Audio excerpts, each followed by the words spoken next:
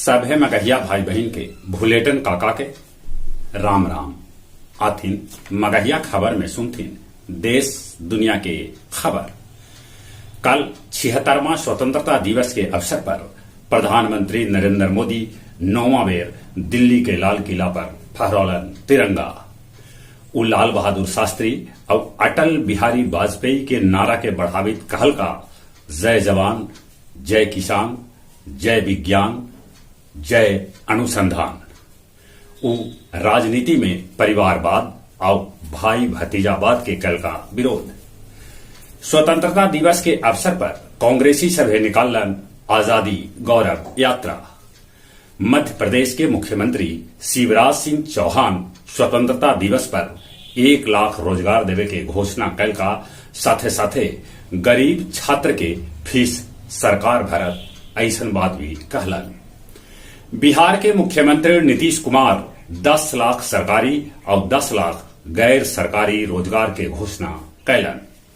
बिहार में आज होयत मंत्रिमंडल के विस्तार। ऐसा अनुमान है कि राजद से 15, जदयू से 12 और कांग्रेस से 2 मंत्री उन्हें हम पार्टी से 1 मंत्री ले सका था शपथ। जदयू से उपेंद्र कुशवाहा के पत्ता मंत्रिमंडल से कटल, वो लोछियाल गलन दिल्ली।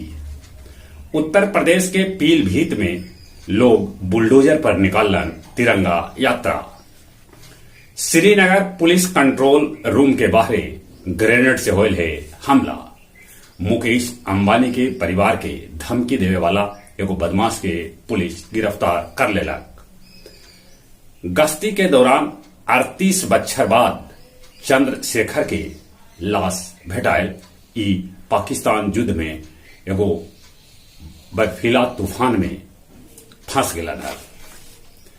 यूक्रेन में भाड़ा के पोलैंड और जर्मनी के 100 लड़ाका मार गिरावे के दावा कैलक है रूस अमेरिका के खिलाफ मित्र देश के हथियार देके मजबूत कर रहा है। ताइवान के लेके चीन और अमेरिका के बीच बढ़ल तनातनी। म्यांमार के नेता ऑन सान सूची के भेटायल 6 बछर के सजाए। नेपाल के कैकन किलोमीटर जमीन पर कब्जा जमा लेलक चीन। मिस्र के राजधानी काहिरा के एगो चर्च में आग लगे से 41 आदमी जिंदा जल गया। गुरुआ के सलेमपुर निवासी सिन्हा जी के पत्नी अवकाश प्राप्त शिक्षिका चमेली देवी के होयल निधन।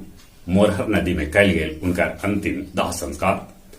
विश्व मगही परिषद नई दिल्ली अंतर्राष्ट्रीय मगही चौपाल 98 में मगही संवाद के तहत प्रोफेसर नागेंद्र नारायण कैलन मगहिया खबर के हिंदी मगही के साहित्यकार सुमन से लम्हर बातचीत। देश में कोरोना तेजी से फैल रहा है, ओकरा से बचे ले मुंह और नाक पर मास्क लगाते। चली अपने सभे के एक बेर फिर से भुलेटन काका के राम राम।